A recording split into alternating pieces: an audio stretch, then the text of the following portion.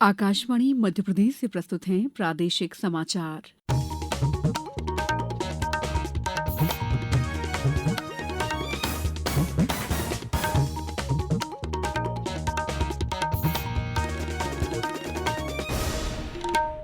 नमस्कार, समाचारों के साथ मैं दीपा सिंह।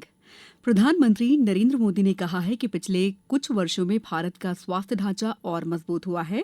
बजट उपरांत आयोजित वेबिनार सबका साथ सबका विकास जनता की आकांक्षाओं की पूर्ति को संबोधित करते हुए श्री मोदी ने कहा कि जनता की आकांक्षाओं की पूर्ति केवल चर्चा का विषय नहीं है, बल्कि बजट का आधार और सरकार की प्रतिबद्धता है। उन्होंने कहा कि देश निवारक और समग्र स्वास्थ्य की दिशा में काम कर रहा है और कई जिलों में सैकड़ों नए मेडिकल कॉलेज खुल रहे हैं।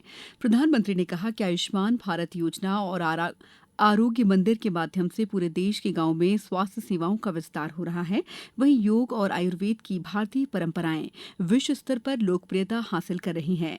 देखभाल अर्थव्यवस्था के उदय पर जोर देते हुए श्री मोदी ने कहा कि देखभाल करने वालों की बढ़ती वैश्विक मांग देश के लाखों युवाओं के लिए कौशल आधारित रोजगार के नए अवसर पैदा कर रही है।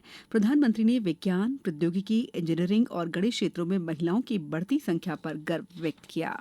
हमारे देश में स्टेम के विषयों पर रुचि रखने में बेटियों की संख्या लगातार बढ़ रही है। आज जब हम फ्यूचरिस्टिक टेक्नोलॉजीज के लिए तैयार हो रहे हैं तो बहुत जरूरी है कि कोई भी बेटी अवसरों के अभाव में रुक न जाए। वेबिनार में आप इस दिशा में जरूर चर्चा करें। हमें महिलाओं के पार्टिसिपेशन को बढ़ाने पर और जोर देना होगा। हमें ऐसा रिसर्च इकोसिस्टम तैयार करना होगा जहां यंग रिसर्चर्स को एक्सपेरिमेंट करने और नए आइडियाज पर काम करने का पूरा अवसर मिले। शिक्षा का अधिकार आरटीई अधिनियम के तहत निजी स्कूलों में निःशुल्क प्रवेश के लिए ऑनलाइन आवेदन की प्रक्रिया आगामी 13 मार्च से शुरू होने जा रही है। अभिभावक 28 मार्च तक आवेदन कर सकेंगे, जिसके बाद 2 अप्रैल को लॉटरी के माध्यम से पारदर्शी तरीके से स्कूलों का आवंटन किया जाएगा। सरकार के इस कदम से आर्थिक रूप से कमजोर वर्ग के बच्चों को प्रतिष्ठित निजी शिक्षण संस्थानों में पढ़ने का अवसर मिलेगा। मुख्यमंत्री डॉक्टर मोहन यादव आगामी 19 मार्च को प्रदेश में जलगंगा संवर्धन अभियान 2026 का राज्य स्तरीय शुभारंभ करेंगे। विक्रम संवत प्रतिपदा के अवसर पर शुरू होने वाला ये महाअभियान प्रदेश की नदियों, जल संरचनाओं और प्राचीन जल स्रोतों के संरक्षण पर केंद्रित होगा। कुनो नेशनल पार्क से वन्यजीव प्रेमियों के लिए एक और उत्साहजनक खबर सामने आई है। प्रोजेक्ट चीता के तहत नामीबिया से लाई गई मादा चीता ज्वाला ने 5 शावकों को जन्म दिया है। मुख्यमंत्री डॉक्टर मोहन यादव ने सोशल मीडिया के माध्यम से इस खुशखबरी को साझा करते हुए इसे वन्यजीव संरक्षण की दिशा में एक बड़ी उपलब्धि बताया है। संसद ने आईसीसी पुरुष टी20 विश्व कप का खिताब जीतने पर भारतीय क्रिकेट टीम को बधाई दी है। लोकसभा में पीठासीन अधिकारी जगदम्बिका पाल ने टीम इंडिया की प्रशंसा करते हुए कहा कि इस जीत ने पूरे देश को गौरव और जश्न का अवसर दिया है।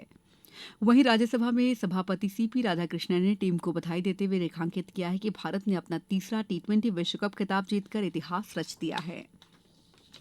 लोकसभा की कार्यवाही पश्चिम एशिया की स्थिति पर चर्चा की मांग कर रहे विपक्षी सदस्यों के हंगामे के कारण दोपहर 3 बजे तक के लिए स्थगित कर दी गई है। दोपहर 12 बजे सदन की कार्यवाही फिर शुरू होने पर विदेश मंत्री डॉक्टर एस जयशंकर ने पश्चिम एशिया की स्थिति पर स्वतः संज्ञान लेते हुए बयान दिया। प्रदेश में मार्च की शुरुआत से ही ग्रीष्म ऋतु ने अपने कड़े तेवर दिखाने शुरू कर दिए हैं। प्रदेश के अधिकांश हिस्सों में अधिकतम तापमान सामान्य से 3 डिग्री सेल्सियस अधिक दर्ज किया जा रहा है। अब कुछ समाचार संक्षेप में। शिवपुरी में भावांतर योजना के अंतर्गत सरसों फसल का पंजीयन 26 फरवरी से 20 मार्च तक किया जा रहा है। सतना जिले के चित्रकूट में उच्च शिक्षा मंत्री इंदर सिंह परमार ने आज आरोग्य धाम घाट में मंदाकिनी नदी में साफ सफाई की। कटनी में नागरिकों को शुद्ध पेयजल की उपलब्धता कराए जाने के लिए जल जीवन मिशन के अंतर्गत संचालित योजनाओं परियोजनाओं की सतत निगरानी और निरीक्षण किए जाने के निर्देश कलेक्टर ने अधिकारियों को दिए हैं। इस बुलेटिन में बस इतना ही। नमस्कार।